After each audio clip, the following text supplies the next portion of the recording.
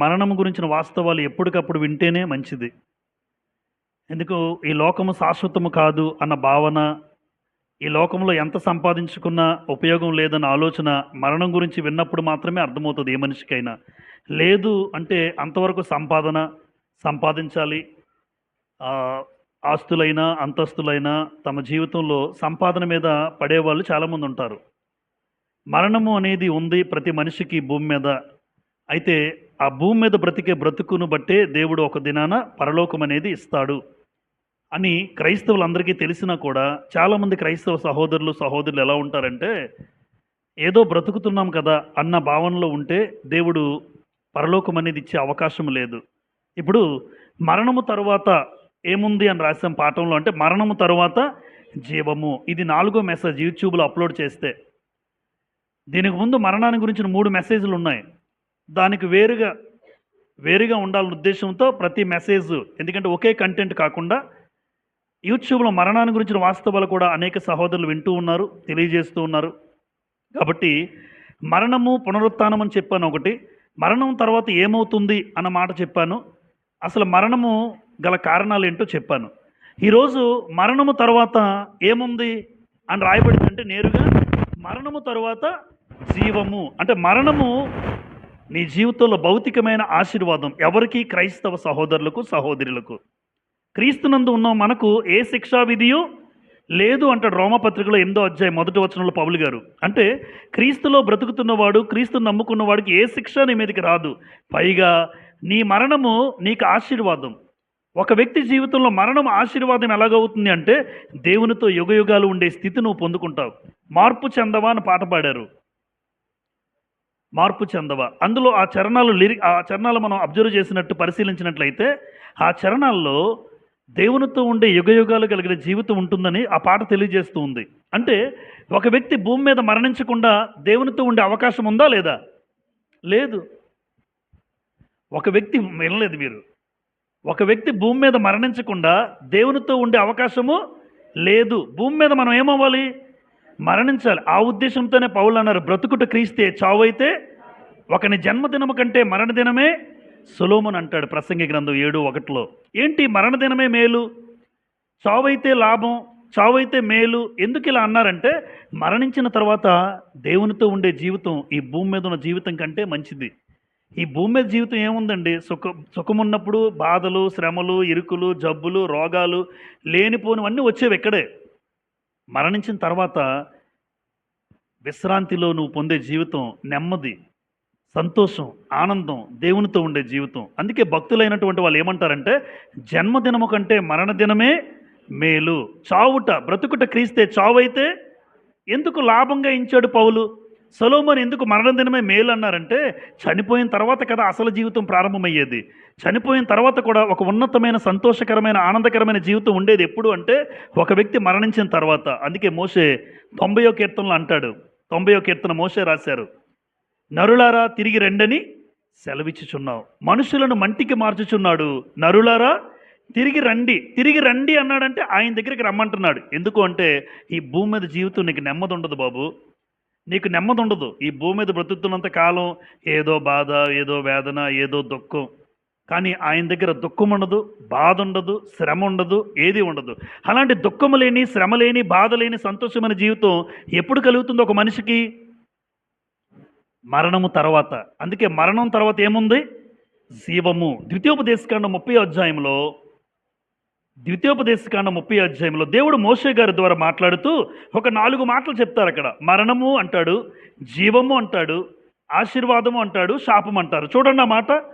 ద్వితీయోపదేశకాండము 30వ అధ్యాయం 19 చదువుతాను.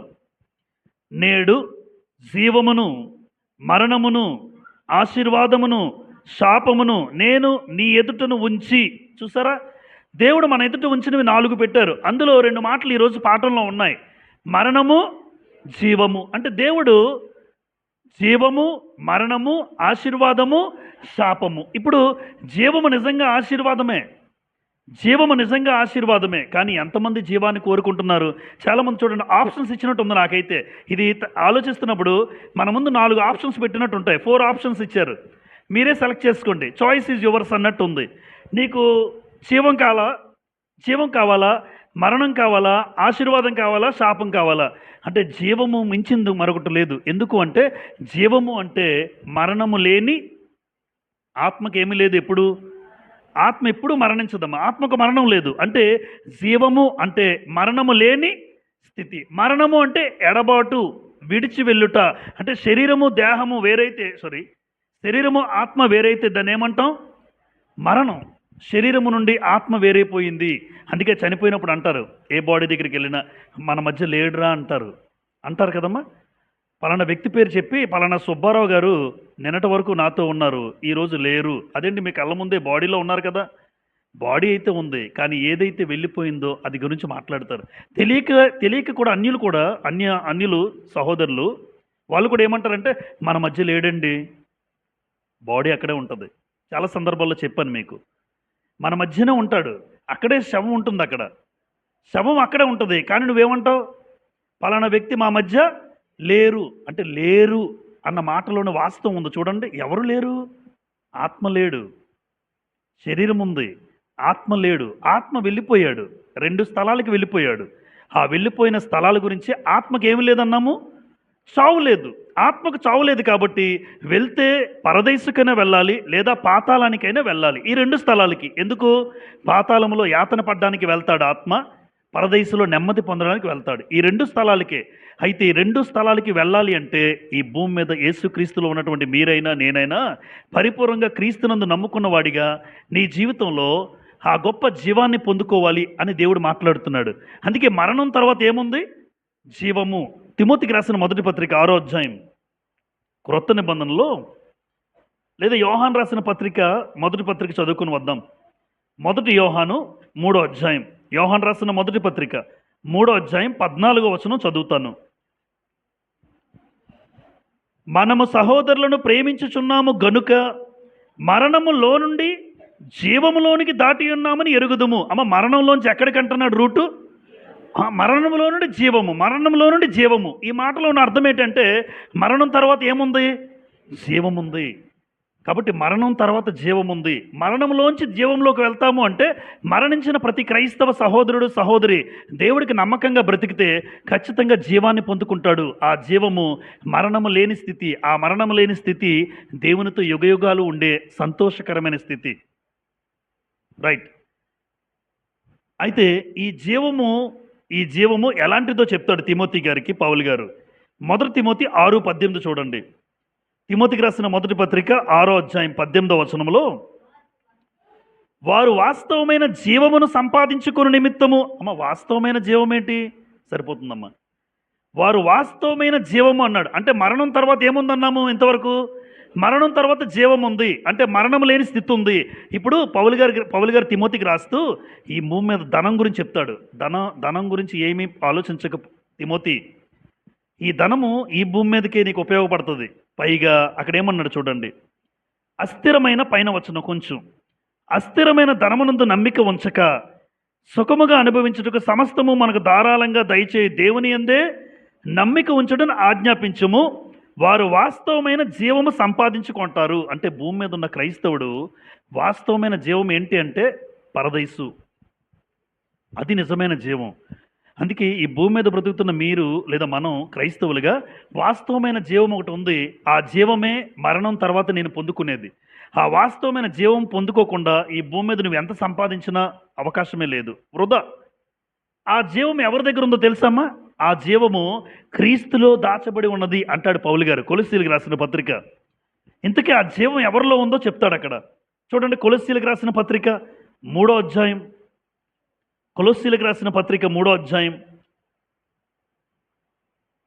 3వ వచనం చదువుతాను, లేదా 2-3 కలిపి ఉంటాయి.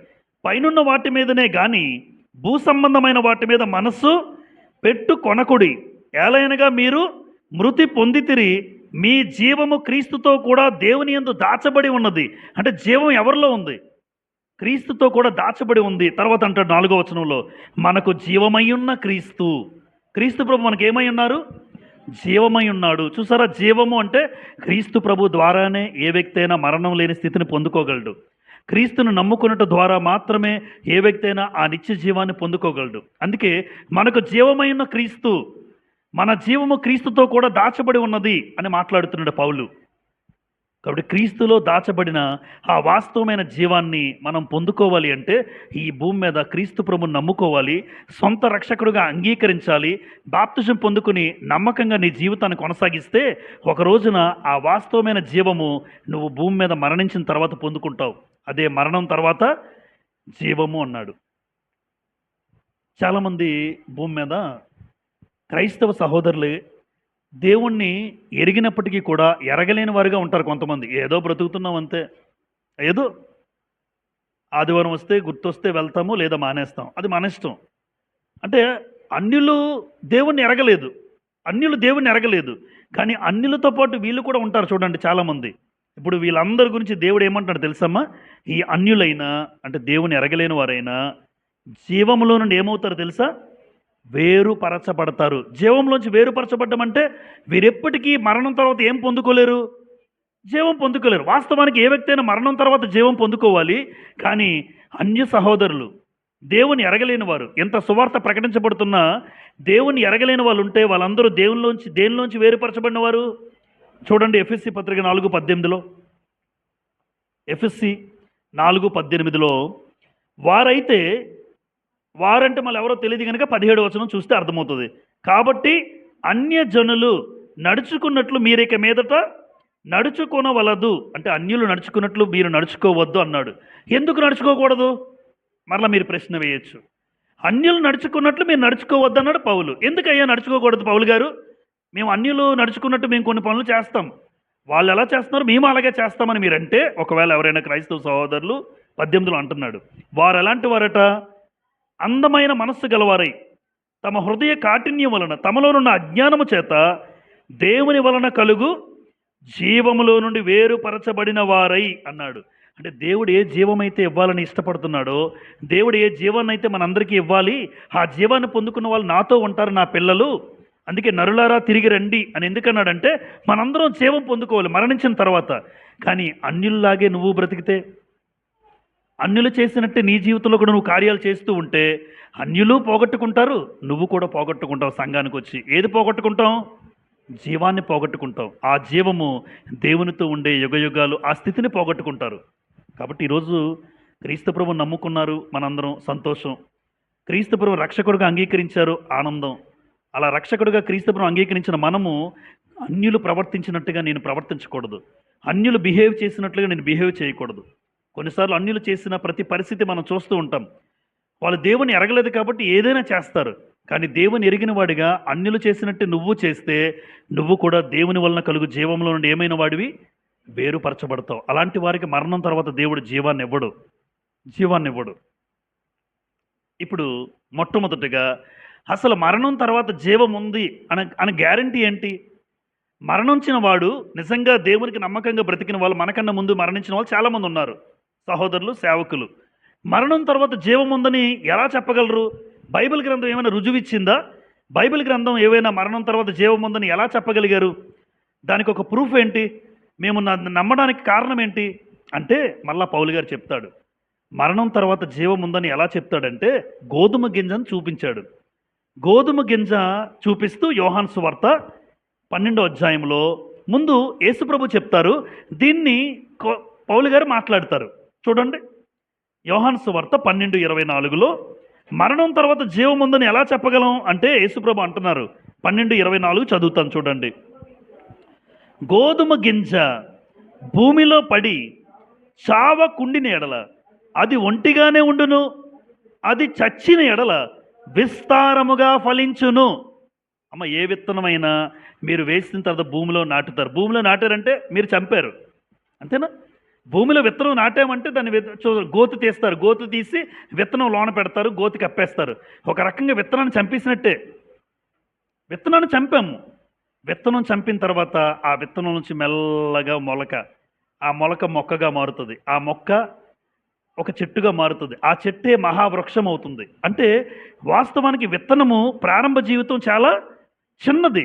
అసలు విత్తనము మనం అనుకున్నాం, విత్తనం ఎప్పుడైతే విత్తనము చనిపోయిందో లేదా విత్తనాన్ని ఎప్పుడైతే చంపేశామో గోతులో కప్పెట్టి, ఆ విత్తనం చంపేసిన తర్వాత నేనేమంటానంటే విత్తనానికి మరణం ముగింపు కాదు. విత్తనానికి గోతు తీసి కప్పెట్టినంత మాత్రాన ఆ విత్తనం చచ్చిపోయింది అనుకుంటే పొరపాటు. కుళ్ళిపోయిన విత్తనాల గురించి మళ్ళీ అనకండి. ఒక విత్తనంలో నిజంగా తీసుకొచ్చి ఒక షెల్ అంటారు. ఆ విత్తనాన్ని మీరు కప్పెడితే మనమే చూస్తాం కొన్ని రోజులకి పైకి వస్తాయి. అంటే ఒక విత్తనం మరణిస్తే ఆ విత్తనము మరణించిన తర్వాత ఆ విత్తనం యొక్క జీవితంలో అది మరణము ముగింపు కాదు, అది ప్రారంభం. అది చూడండి ఎలా పెరుగుతుందని స్టేజ్లు రాశాను. విత్తనం మొలకగా, మొక్కగా, చెట్టుగా ఆఖరికి ఎలా మారుతుంది? మహావృక్షము. ఇప్పుడు విత్తనం యొక్క జీవితం గొప్పదా లేదా విత్తనం యొక్క జీవితం చిన్నదా? మహావృక్షం జీవితం ఏది చిన్నది? అంటే ప్రారంభం జీవితం ఎలా ఉంటుంది మనకి? చిన్నదిగా ఉంటుంది. మహావృక్షం అంటే కొన్ని వేల సంవత్సరాలు లేదా వందల సంవత్సరాలు ఈ మహావృక్షాలు ఉంటాయి. దీని అర్థం ఏంటంటే భూమి మీద నరుని ఆయుష్కాలం మహా అయితే 70, లేదంటే అధిక బలం ఉంటే 80. అధిక బలం ఉన్న వాళ్ళకి 80 ఉంటారు. అయినను వాటి వైభవం ఆయాసము దుఃఖమే అని 90వ కీర్తనలో మాట్లాడతారు మోషే గారు 10వ వచనంలో. అంటే మనకి 70 సంవత్సరాలు చూస్తారు. ఈరోజు 70 ఉన్న వాళ్ళు ఉన్నారు, ఇక్కడ 70 దాటిన వాళ్ళు ఉన్నారు. అంటే 70 సంవత్సరాలు దేవుడిచ్చాడంటే ఈరోజు 70 సంవత్సరాల జీవితం విత్తనం లాంటిది అనమాట. అంటే చిన్నది 70, కానీ దేవునితో ఉండే జీవితం మహావృక్షం లాంటిదని అర్థం కావాలి. ఈ జీవితాన్ని చూసుకుని ఆనందపడిపోతున్నావు. ఇలా విత్తనం ఇంటికి తెస్తాను, కప్పెట్టేస్తాను, విత్తనం చంపేస్తాను అంటే విత్తనం జీవితం చాలా చిన్నది, మహావృక్ష జీవితం కొన్ని సంవత్సరాలు. ఇది మీకు అర్థమైతే శరీరం ఏమవ్వాలి భూమి మీద అంటే ఈ భౌతిక శరీరం నన్ను కప్పెట్టాలి. ఒక రోజున కప్పెడతారు, ఈ దేహాన్ని కప్పెట్టేయాలి. అయితే కప్పెట్టిన తర్వాత ఆ దేహాన్ని దేవుడు మరలా ఒక ఉన్నతమైన జీవితాన్ని నీకు మహావృక్షం లాంటి కొన్ని వేల సంవత్సరాలు దేవునితో ఉండే యుగయుగాలు నువ్వు దేవునితో ఉండాలి అంటే ఈ భూమి మీద శరీరం ఏమవ్వాలి? విత్తబడాలి. ఈ సూత్రం ఎవరికీ తెలియక చాలామంది నవ్వుకుంటున్నారు లోకంలో. జీవముందరా అంటే దేవుడు యేసుప్రభువే మాట్లాడుతుంటే గోధుమ గింజ భూమిలో పడి చావకుండిన ఎడల అది ఒంటిగానే, ఇప్పుడు విత్తనం వేసాం, అది అది ఉంటే వేసిన విత్తనం పైనే ఉండిపోయిందండి, అమ్మ ఫలిస్తుందా? అది ఫలించదు. ఎందుకు? విత్తనం పైనే ఉండిపోయింది. అయితే ఒంటిగా ఉండిపోతే అది ఉపయోగం లేదు, కానీ అది చచ్చిపోతే భూమిలో పడి అది విస్తారంగా ఏమవుతుంది? పంట ఫలిస్తుంది. దీనికి కొనసాగింపు పౌలు గారు ఏమంటాడంటే కొరింథీ పత్రిక 15వ అధ్యాయం చూడండి. కొరింథీ పత్రిక 15వ అధ్యాయంలో శరీరము విత్తబడిన దాని గురించి మాట్లాడతాడు పౌలు గారు.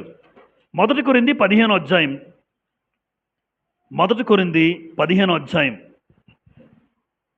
ఆ రోజు కూడా చాలామంది నవ్వుకుంటున్నారట ఈ మాటలు చెప్తుంటే. పౌలు గారు ఒకరెవరు నవ్వుతుంటే పౌలు ఇలా అన్నారట. 35వ వచనం చూడండి. అయితే ఒకడు అడుగుతున్నాడు, మృతులు ఎలాగు లేతురు అని ఒకడు అన్నాడు లేచి. మృతులు ఎలా లేస్తారు? వారెట్టి శరీరముతో ఒత్తురని ఒకడు అడుగును.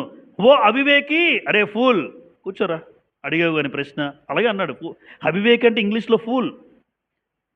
ఈడేదో గొప్ప ప్రశ్న అడిగినట్టు. మృతులు చచ్చిపోతే ఏది మరణం తర్వాత జీవం ఉందని ఎలా చెప్పగలవు పౌలు అంటే, ఓ అవివేకి అన్నాడు. ఇంగ్లీష్లో బాగానే ఉంది, ఇంగ్లీష్లో తెలుగులో బాగానే ఉంది, ఇంగ్లీష్లో ఫూల్ అంటాడు. ఫూల్. చచ్చిపోయిన వాడు లేస్తాడు. ఎలా చెప్పగలవు? చచ్చిన విత్తనం చచ్చిపోతే దానిలోంచి మొలకొస్తుంది. అది నీకు తెలుసా? తెలుసు. మొక్కగా మారుతుంది, చెట్టుగా మారుతుంది, మహావృక్షం అవుతుంది. ఈరోజు మన కళ్ళ ముందు ఉంది. అంటే విత్తనానికి మరణం ముగింపు కాదు. ఈ దేహం అనే విత్తనం కూడా ఈ భూమిలో విత్తబడితే ఒకరోజు దీనికి యుగయుగాలు దేవునితో ఉండే జీవితం ఉంది అని చెప్తాడు పౌలు. చూడండి అక్కడే 37. నీవు విత్తినది చచ్చితేనే కానీ బ్రతికింపబడదు కదా.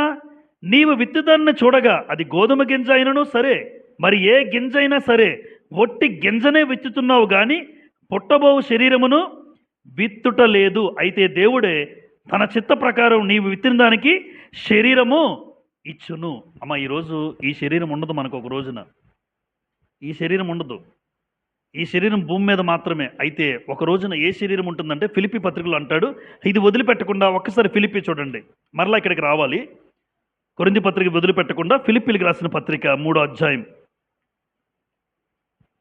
3:21. ఫిలిప్పీ ఏ శరీరము ధరించుకుంటామంటే సమస్తమును తనకు లోపరుచుకొనజాలిన 3:21 శక్తిని బట్టి ఆయన మన దీన శరీరమును తన మహిమగల శరీరమునకు సమరూపము గలదానిగా మార్చును.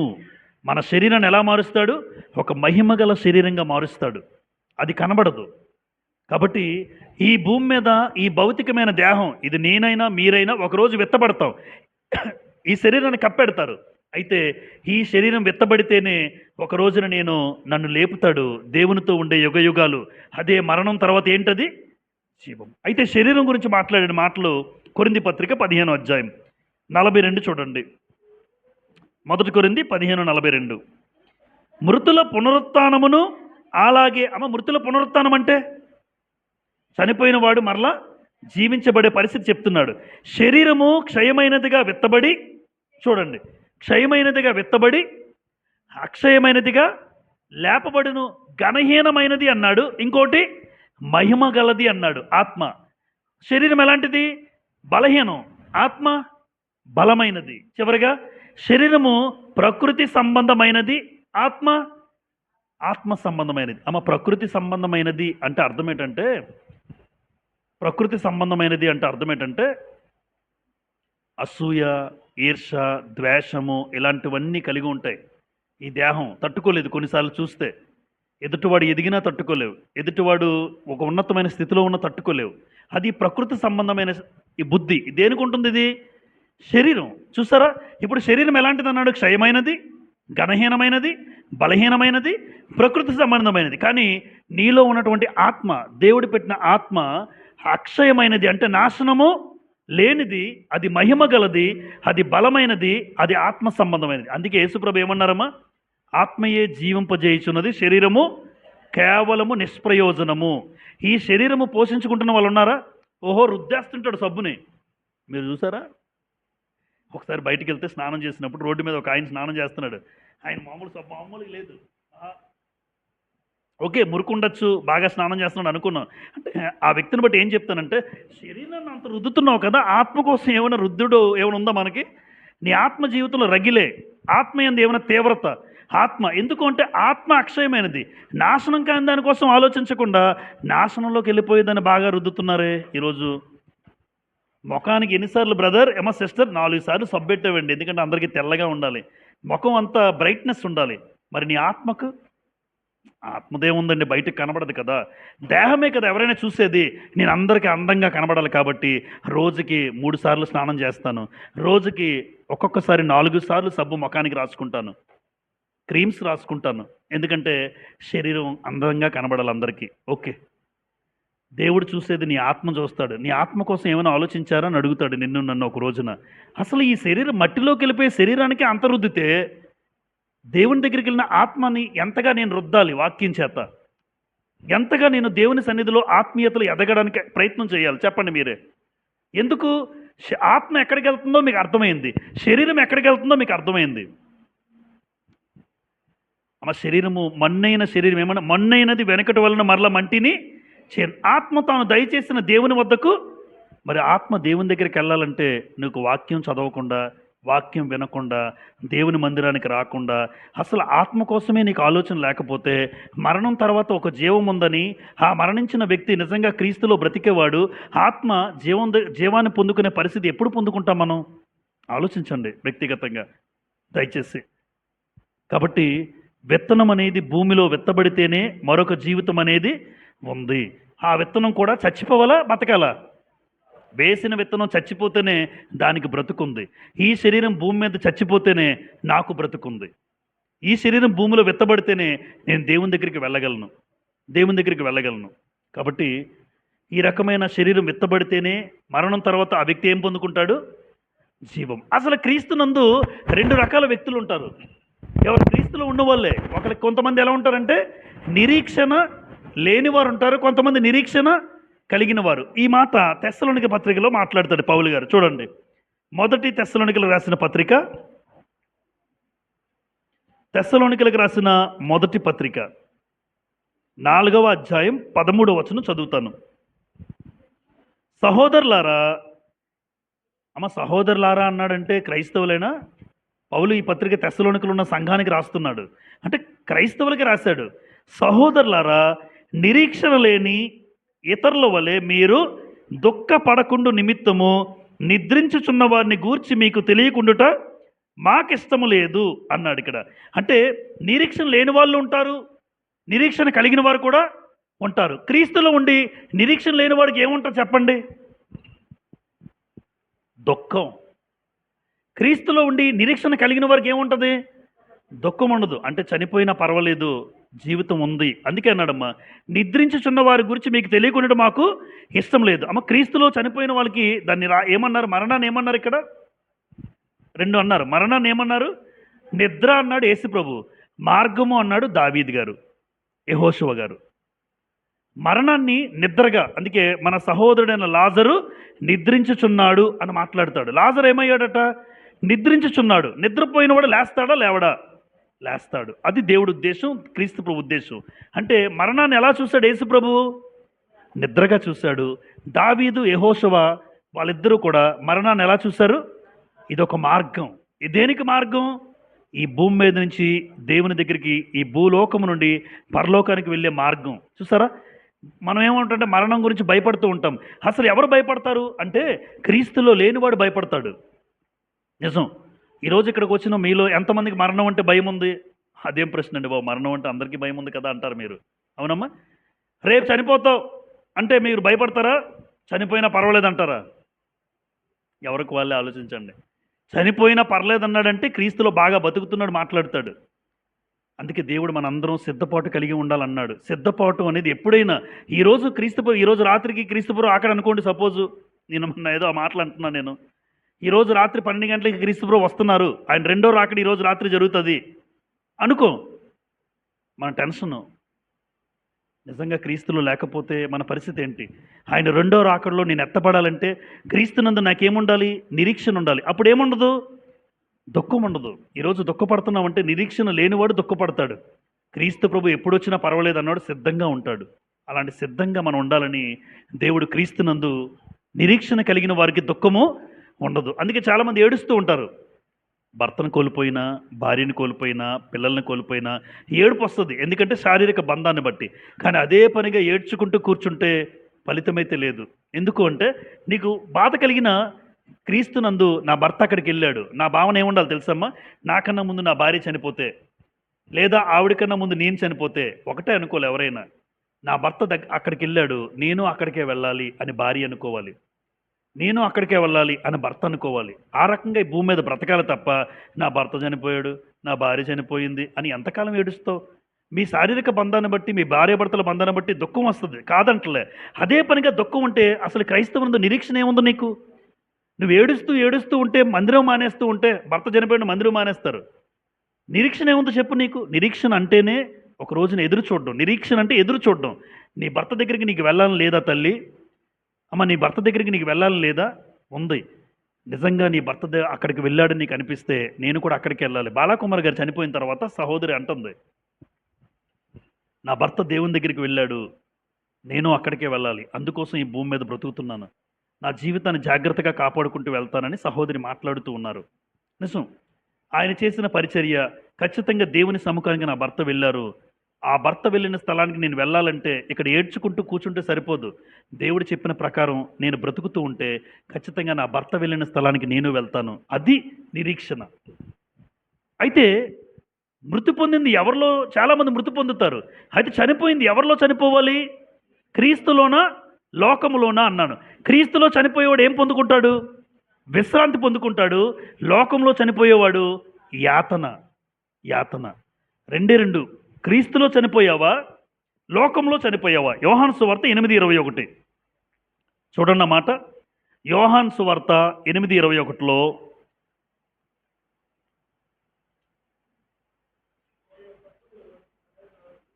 మరి ఒకప్పుడు నేను వెళ్ళిపోవచ్చున్నాను, మీరు నన్ను వెతుకుదురు కానీ మీ పాపములోనే ఉండి చనిపోవుదురు. అమ్మ, పాపములోనే ఉండి చనిపోవుదురు. లోకములో ఏముంది?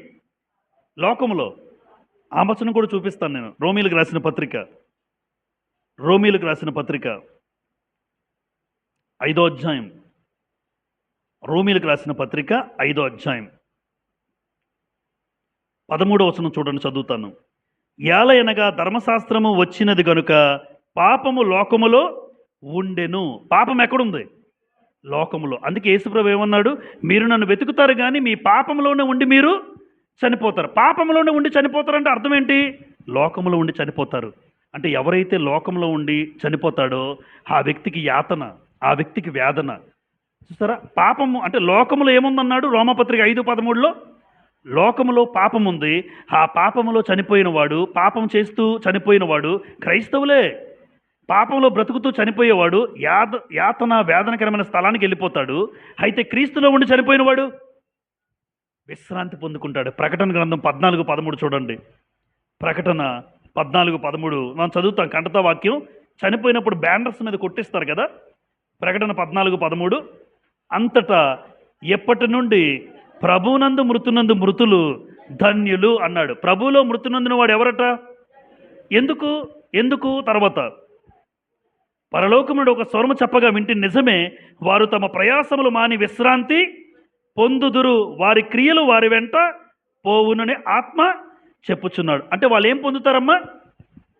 అంటే క్రీస్తులో చనిపోయిన వాడు విశ్రాంతిలోకి వెళ్తున్నాడు.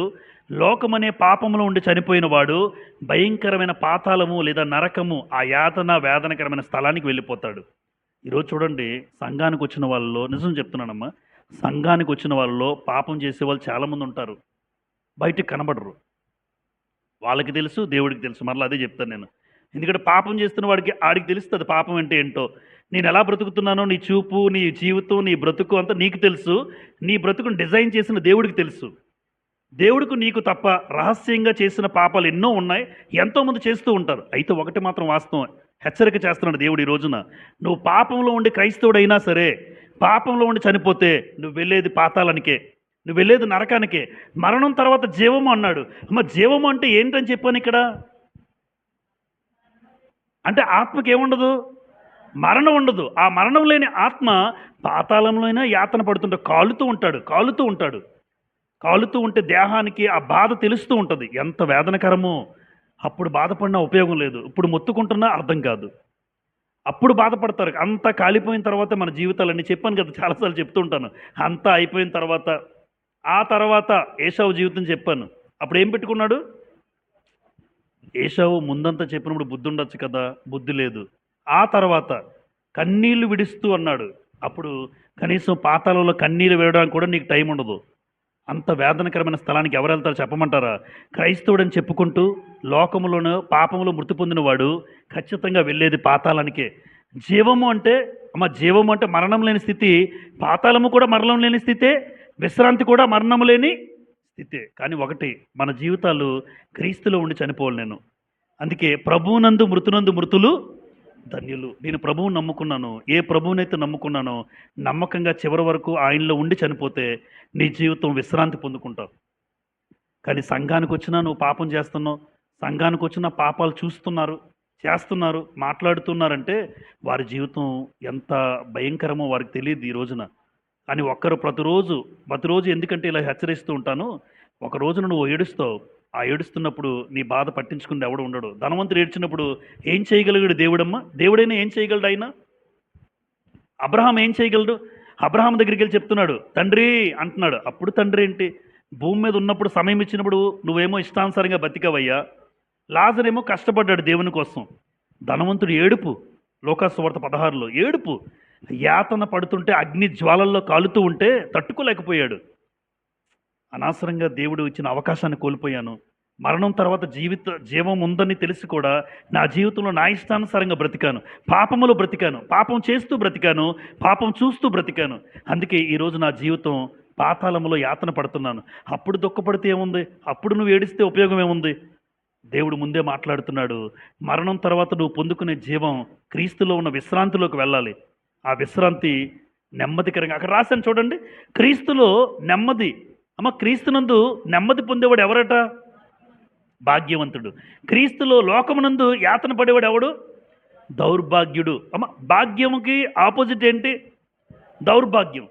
ఇప్పుడు ధనవంతుడేమో దౌర్భాగ్యుడయ్యాడు, దరిద్రుడేమో భాగ్యవంతుడయ్యాడు. ఇప్పుడు మరణం డిసైడ్ చేసింది చూసారా? ఒక వ్యక్తి జీవితంలో మరణమే నువ్వెక్కడికి వెళ్తావో డిసైడ్ చేస్తుంది. నీ జీవితంలో నువ్వు భాగ్యవంతుడిగా, ఈ భూమి మీద డబ్బు లేకపోయినా పర్వాలేదు కానీ దేవునితో ఉంటే అంతకన్నా భాగ్యమే ఉంది చెప్పండి. మీరు ఆలోచించండి. ఈ భూమి మీద డబ్బు లేదండి, అందరిలాగా కారులు లేవండి, అంతస్తులు లేవండి, ఏవీ లేవు, కానీ దేవుడు ఉన్నాడు ఆ వ్యక్తి జీవితంలో అనుకోండి. దేవుడు ఒక్కడు చాలు. నీ జీవితంలో నువ్వు మరణిస్తే ఆ భాగ్యవంతుడిగా నిన్ను మారుస్తాడు. అందుకే నెమ్మది ఉండేది క్రీస్తు ప్రభునందు. ఆ నెమ్మది ఏంటి అంటే నిన్ను భాగ్యవంతుడిగా మారుస్తుంది. లోకంలో నువ్వు చనిపోతే నీకు యాతన, వేదన, నీ అంత దౌర్భాగ్యుడు మరొకడు ఉండడు అంటాడు దేవుడు. అలా మనం దౌర్భాగ్యులుగా ఉండకుండా దేవుని యందు భాగ్యవంతులుగా ఉండాలి అంటే నువ్వు మరణించిన తర్వాత లేదా నీ మరణము క్రీస్తులో ఉండేవాడివై ఉండాలి, క్రీస్తులో మృతి పొందాలి, క్రీస్తు ప్రభులో నమ్మకంగా కొనసాగాలి. నంబర్ 3, ఆత్మ వెళ్ళే స్థలాలు రెండని చెప్పాను. ఆత్మకి ఏమి లేదు, మరణము లేదు. అంటే ఆత్మ జీవము కలది. ఈ జీవము కలిగిన ఆత్మ పరదైసు, పాతాళము. అందుకే మరణము చూడక బ్రతుకు నరుడెవడు అనే ప్రశ్న ఉంది. 89వ కీర్తన మీరు చూస్తే 48వ వచనంలో, 89వ కీర్తన దావీదు రాసిన కీర్తన ఇది. 48వ వచనంలో ఇలా ఉంది, మరణము చూడక బ్రతుకు నరుడెవడు అని రాసుంటుంది ప్రశ్న. తర్వాత పాతాళము వశము కాకుండా తన్ను తాను తప్పించుకొనగలవాడు ఎవడు? అంటే మరణం చూడకుండా ఎవరైనా ఉన్నారా? ఈ భూమి మీద ఎవరు ఉండరు. 2, పాతాళము తప్పించుకున్నవాడు ఎవరైనా ఉన్నారా? ఉన్నారు. మరణం చూడకుండా వాడు ఎవరూ లేరు. దావీదు భక్తుడే, దేవునికి ఇష్టానుసారుడే, చనిపోయాడు. అబ్రహాం విశ్వాసులకు తండ్రే, చనిపోయాడు. అంటే మరణము చూడకుండా ఉండే ఎవరూ లేరు. అబ్రహాం అయినా చనిపోవాలి, దావీదైనా చనిపోవాలి, సొలొమోనైనా చనిపోవాలి, ఏ భక్తుడైనా చనిపోయారు. కానీ వాళ్ళు ఏం తప్పించుకున్నారు? పాతాళాన్ని తప్పించుకున్నారు. అందుకే ప్రశ్న చూసారా, మరణము చూడక బ్రతుకు నరుడెవడు? 2, పాతాళము వశము కాకుండా తను తాను తప్పించుకొనగలవాడు ఎవడు అంటే క్రైస్తవులు. మత్తయి సువార్త 16:18. మత్తయి సువార్త 16:18లో యేసు ప్రభు వారు ఈ మాట చెప్తూ ఉంటారు పేతురుతో. మరియు నీవు పేతురువు, పాట పాడుతాం మనం. మరియు నీవు పేతురువు, ఈ బండ మీద నా సంఘమును కట్టుదును, పాతాళలోక ద్వారములు దాని ఎదుట నిలువ నేరవు. అంటే పాతాళము దేని ఎదుట నిలవదు? క్రీస్తు అనే బండ మీద ఎవరైతే రక్షణ పొందారో, క్రీస్తు అనే బండ మీద ఎవరైతే కట్టబడ్డారో వారి ఎదుట పాతాళం అనేది నిలువ నేరదు. పాతాళము నోరు మూసుకుని ఉండాలి. నేనైతే అలా మాట్లాడతాను. నేను పాతాళము నోరు మూసుకుని ఉండాలి. ఏమీ చేయలేదు నీ ఎదుట. నిజంగా నువ్వు నమ్మకంగా ధైర్యంగా క్రీస్తునందు బ్రతుకుతూ ఉంటే పాతాళం ఏంటి, ఏది నిన్నేం చేయలేదు. పాతాళము నోరు మూసుకుని ఉంటుంది నువ్వు వెళ్తుంటే. నువ్వు మరణించిన తర్వాత వాస్తవానికి పాతాళము నోరు ఏం చేస్తుందో తెలుసా? నోరు తెరుచుకుని ఉంటుంది. ఎవరైనా చనిపోతే మింగుదామని పాతాళం నోరు తెరుచుకుని ఉంటుంది. కానీ క్రీస్తులో ఉన్నవాడు చనిపోతే వెళ్ళిపోతుంటుంది అనుకోండి, ఆత్మ జస్ట్ మామూలుగా ఏం చేయలేదు, వెళ్ళిపోతుంది, దేవుని దగ్గరికి వెళ్ళిపోతుంది. లేదు క్రీస్తులో లేనోడు ఉన్నాడు అనుకోండి, వీడు వెళ్ళిపోతుంటే మింగేస్తుంది. ఎందుకు? వీడు పాపంలో చనిపోయాడు, క్రీస్తులో లేకుండా చనిపోయాడు, క్రీస్తులో బ్రతకకుండా చనిపోయాడు. అలాంటి వారిని పాతాళం మింగుతుంది. కానీ క్రీస్తునందు మరియు నీవు పేతురువు, ఈ బండ మీద నా సంఘాన్ని, ఈ సంఘములో ఎవరైతే కట్టబడ్డారో క్రీస్తు ప్రభు నమ్ముకున్న సంఘాలుగా ఉన్నటువంటి మనందరము కూడా ఆ సంఘం మీద నువ్వు బలంగా కట్టుకుంటే క్రీస్తున్న బండ మీద ఈ సంఘం ఎదుట పాతాళలోక ద్వారములు నిలువ నేరవు. అదేమీ చేయలేదు. అందుకే యేసు ప్రభు దగ్గర ఏముందని చెప్పాను, మరణం యొక్కయు పాతాళలోక యొక్కయు తాళపు చెవులు నా దగ్గర ఉన్నాయంటాడు ప్రకటన గ్రంథం 1:18లో. ప్రకటన 1:18లో మరణం యొక్కయు పాతాళలోకం యొక్కయు తాళపు చెవులు ఎవరి దగ్గర ఉన్నాయి? క్రీస్తు ప్రభు దగ్గర ఉన్నాయి. అలాంటి ప్రభువును కలిగి ఉన్న మనము నీ ఆత్మ వెళ్ళే స్థలాలు జాగ్రత్త. పాతాళముకు ఒక్కసారి వెళ్తే మరలా వచ్చే అవకాశమే లేదు. యోబు గ్రంథం 21వ అధ్యాయం. యోబు గ్రంథం 21వ అధ్యాయం 13వ వచనం చూడండి. పాతాళం గురించి ఒక మాట. యోబు గ్రంథం 21:13లో వారు శ్రేయస్సు కలిగి తమ దినములు గడుపుదురు, ఒక్క క్షణములోనే పాతాళానికి ఏమవుతారమ్మా? దిగుదురు. యోబు గ్రంథం 7:9. యోబు 7:9. మేఘము విడిపోయి అదృశ్యమగునట్లు పాతాళమునకు దిగిపోయిన వాడు మరి ఎప్పుడునూ రాడు, అతడు ఎన్నడూను తన ఇంటికి రాడు. కాబట్టి పాతాళానికి వెళ్ళిన వాడు ఒక్కసారి వెళ్తాను అవకాశం ఇస్తారా అనడానికి అవకాశమే లేదు. అందుకే ధనవంతుడికి ఛాన్స్ లేదు. ఒక్కసారి నువ్వు వెళ్ళావా ఈ స్థలానికి, ఇంక నువ్వు పరదేశు గురించి ఆలోచించక్కర్లే. వేతనకరమైన స్థలంలో నువ్వు ఉండిపోతావు, శాశ్వతమైన స్థలానికి వెళ్ళిపోతావు నువ్వు. కాబట్టి దయచేసి ఆత్మ జీవం కలిగి మరణం తర్వాత జీవం ఉండాలి అంటే ఖచ్చితంగా వెళ్ళే స్థలాలు ఏంటో చెప్పాను. పాతాళానికి వెళ్ళడానికి ఎప్పుడు కూడా సిద్ధపడద్దు. పాతాళానికి వెళ్ళినవాడు మరలా తిరిగి వచ్చే అవకాశమే లేదు. చివరిగా ఒక 2 వ్యక్తులు రాశాను ఇక్కడ. నంబర్ 1 ఏలియా, మరొక వ్యక్తి ఎవరు? అపోస్తులుడైన పౌలు. అందరూ జాగ్రత్తగా వినండి చివరి విషయం. ఏలియా, పౌలు అసలు ఇద్దరికి ఏమైనా సంబంధం ఉందమ్మా? వాస్తవానికి ఏలియా రాజుల కాలంలో మనం చూస్తాం. ఏలియాని రాజుల కాలంలో ఎక్కడో క్రొత్త నిబంధన కాలంలో పౌలు గారు కనబడతారు. అయితే ఏలియా క్రీస్తు ప్రభుకు ముందున్నవాడేనా? రైట్. పౌలు క్రీస్తు ప్రభుకి తర్వాత ఉన్నవాడు. అయితే వీళ్ళిద్దరికీ ఉన్నటువంటి మరణం గురించి ఒక అద్భుతమైన వ్యత్యాసం ఉంది. మరణం విషయంలో వ్యత్యాసం ఏంటంటే ఏలియా మరణానికి భయపడ్డాడు. మరణానికి ఏమయ్యాడు? పౌలు మరణానికి ఎందుకంటారు? అసలు ఏలియా గారు మరణానికి భయపడ్డానికి కారణం ఏంటి? అపోస్తలుడైన పౌలు మరణం అంటే భయం లేదనడానికి కారణం ఏంటి అంటే ఒకటే, ఇద్దరికి మధ్యలో ఎవరున్నారు? క్రీస్తు ప్రభు ముందు, క్రీస్తు ప్రభు తర్వాత వాడు. క్రీస్తు ప్రభు లేకముందు మరణం ఏం చేసేది తెలుసా? మనుషుల్ని భయపెట్టేది. నువ్వు చచ్చిపోతావు అంటే, చనిపోతారంటే ఎవరికైనా భయమే. అంటే ఇప్పుడు నేనేమంటానంటే ఏలియా గారు భయపడ్డారంటే అర్థం ఉంది. ఎందుకు? ఆ రోజు యేసు ప్రభు వారు లేరు. ఈరోజు మీరు నేను చావుకు భయపడ్డామంటే అంతకన్నా సిగ్గు మరొకటి ఉండదు. చచ్చిపోతే చచ్చిపోతాం, ఏముంది? ఈ రోజు కాకపోతే రేపు, రేపు కాకపోతే ఎల్లుండు, ఏ రోజైనా ఇక్కడ ఉండిపోతాం ఏంటి అందరం? ఎవరు ఉండరు, ఎవరు ఉండరు. అయితే ముందు వెనక. అయితే ఏలియా గారు భయపడ్డారు. రాజుల మొదటి గ్రంథం 19:14 చూడండి. 19:4 రాజుల మొదటి గ్రంథం 19:4 3:4 చదువుతాను. మొదటి రాజులు 19:3-4. కాబట్టి అతడు ఈ సమాచారం తెలుసుకుని లేచి తన ప్రాణము కాపాడుకున్నట్టుకై పోయి, ఎవరు? ఏలియా ప్రాణం కాపాడుకోవడానికి పరిగెత్తేస్తున్నాడు. అప్పటికే యెజబెలు చంపుదామని సిద్ధపడిపోయింది. అంటే యెజబెలు ఎప్పుడైతే ప్రాణం తీస్తుందని ఆలోచించాడో ఏలియా గారు ఏమయ్యారమ్మా? ప్రాణం మీద తీపితో ప్రాణం కాపాడుకోవాలని పరిగెత్తేస్తున్నాడు.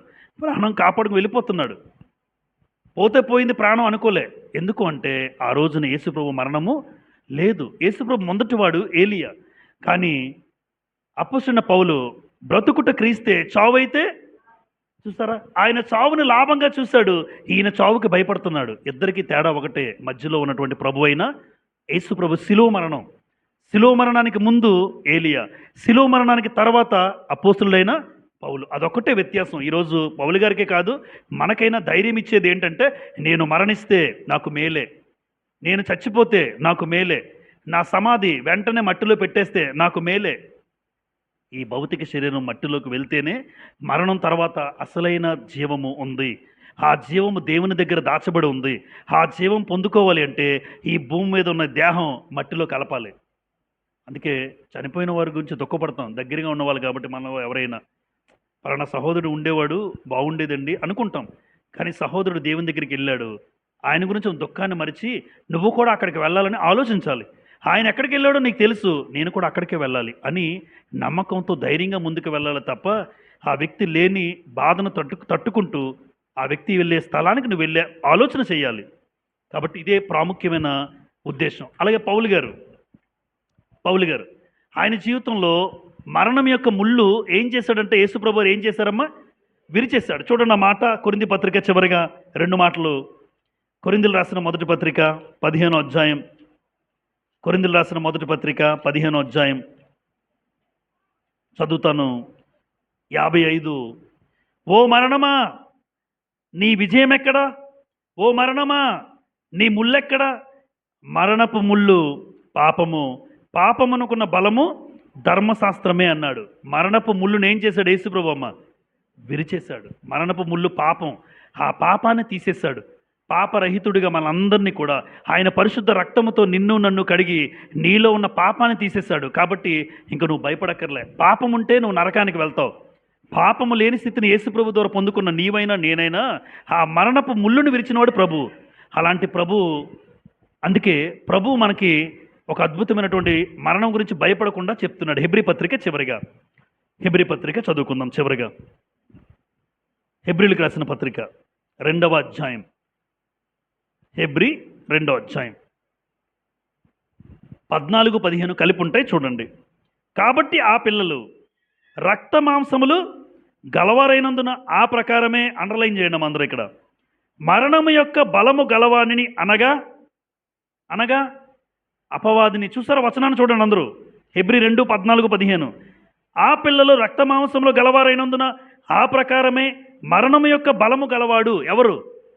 అపవాది అంటే మరణం యొక్క బలము కలిగిన వాడు ఎవరు? అపవాది బలాన్ని తీసేశాడు యేసుప్రభు ఈ లోకానికి వచ్చి సిలువలో. అపవాది వాస్తవానికి మరణమే చూపిస్తాడు. ఏలియా గారికి ఏం చూపించాడు ఆ రోజున? మరణాన్ని చూపించి భయపెట్టాడు. ఏలియాని మరణాన్ని చూసి భయపెడితే యేసుప్రభు వచ్చి మరణాన్ని తీసేశాడు. నీకు మరణం లేదు, నన్ను నమ్ముకున్నావు గనుక క్రీస్తులో ఉన్నవాడికి ఏ శిక్షా విధియు లేదు. నిత్యము నీ మరణం తర్వాత నువ్వు జీవం ఉంది, ఆ జీవాన్ని నువ్వు పొందుకుంటావు. కానీ చాలామంది ఈ లోకంలో పాతాళం అనేది ఉందని తెలియదు. చాలామంది సహోదరులకి నరకం మంది ఉందని తెలియదు. పాతాళం అనేది టెంపరీ ప్లేస్. అమ్మ సంపూర్ణంగా ఎక్కడ వేసేస్తాడు? నరకం అంటే శాశ్వతమైన స్థలాన్ని ఏమంటాం? యేసుప్రభు రెండవ రాకడలో జరిగేది అదే. ఇప్పుడు చాలామంది భక్తులు మనకన్నా ముందు చనిపోయిన వాళ్ళు ఎక్కడికి వెళ్ళారు? పరదేశంలో ఉన్నారు. మిగిలిన వాళ్ళు భక్తిహీనులు పాతాళము. ఇప్పుడు పరదేశం తీసేస్తాడు ఒక రోజున. పరదేశంలో ఉన్న వాళ్ళ శాశ్వతమైన స్థలం ఏంటి? పరలోకము. మరి పాతాళంలో శాశ్వతమైన స్థలం ఏంటి? నరకము. కాబట్టి టెంపరీ ప్లేస్ పాతాళం అయితే, పర్మనెంట్ ప్లేస్ నరకం. ఈ పాతాళంలో ఉన్న వాళ్ళందరినీ కూడా నరకంలో వేస్తాడు, పరదేశంలో ఉన్న వాళ్ళందరినీ కూడా పరలోకం తీసుకెళ్తాడు. కాబట్టి ఈరోజు మరణము తర్వాత జీవం అనేది ఉంది. అది క్రైస్తవులు పరిపూర్ణంగా నిరీక్షణ కలిగి మనం బ్రతకాలి. ఎప్పుడు కూడా గర్భంలో శిశువు నాకు గుర్తొస్తుంటాడు. ఏ తల్లైనా గర్భం దాలిస్తే, చెల్లి అక్క ఎవరైనా గర్భం దాలిస్తే, గర్భంలో ఉన్న శిశువుకి మరొక లోకం ఉందని తెలియదు. కావాలని చూడండి, వాడికి ఏం తెలుసు? లోపల ఉన్న శిశువుకి, పుట్టిన వాళ్ళకి చాలా ఇంకా తెలియదు. గర్భంలో ఉన్న శిశువుకి మరొక లోకం ఉందని తెలియక బయటకు వచ్చినప్పుడు ఏడుస్తాడు. వాడు ఎందుకు ఏడుస్తున్నాడు? మనం అనుకుంటాం ఆహా ఏడ్చేస్తున్నాడు, బాగానే ఉన్నాడు అనిపిస్తుంది. అంటే వాళ్ళ ఆలోచన సైకలాజికల్గా. కానీ గర్భంలో ఉన్న శిశువుకి మరొక లోకం ఉందని తెలియక భూమి మీదకి వచ్చినప్పటికీ వాడు ఏడుస్తాడు. ఒక రోజున పాతాళం ఉందని తెలియక ఈరోజు బ్రతుకుతున్నారే చాలామంది, ఒక రోజున వాళ్ళు ఏడుస్తారు. ఎందుకంటే వాళ్ళకు కూడా ఏ లోకం ఉందని తెలియదు. పాతాళము, నరకము అనే వేదనకరమైన యాత్రకరమైన స్థలం ఉందని వాళ్ళకు తెలియదు. ఒక రోజున తెలిసేసరికి ఏడుస్తారు. ఈడు గర్భంలో ఉన్నప్పుడు ఈడికి తెలియదు, బయటకు వచ్చాక తెలిసింది, అందుకే ఈడు ఏడుస్తాడు. ఈ బిడ్డ ఏడుస్తాడు. మరొక లోకంలోకి వచ్చేసానా, భూలోకం ఉందా అని అప్పుడు అనుకుని ఏడుస్తుంటాడు. ఎందుకంటే అప్పటి వరకు తల్లి గర్భంలో ఉన్నాడు, ఇదే ప్రపంచం అనుకుంటాడు, ఇదే లోకం అనుకున్నాడు. బయటకు వచ్చాక తెలిసింది మరొక లోకం ఉందని.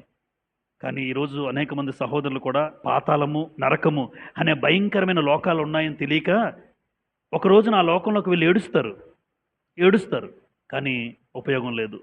మరణం తర్వాత దేవుని దగ్గరికి వెళ్ళే యుగయుగాలు ఉండే గొప్ప ధన్యకరమైన జీవితాన్ని మనం అందరం పొందుకోవాలని నన్ను నేను హెచ్చరించుకుంటూ ప్రేమపూర్వకంగా మీ మనవి చేస్తున్నాను. అందరికీ కూడా ప్రభుపేట వందనాలు చెల్లిస్తున్నాను.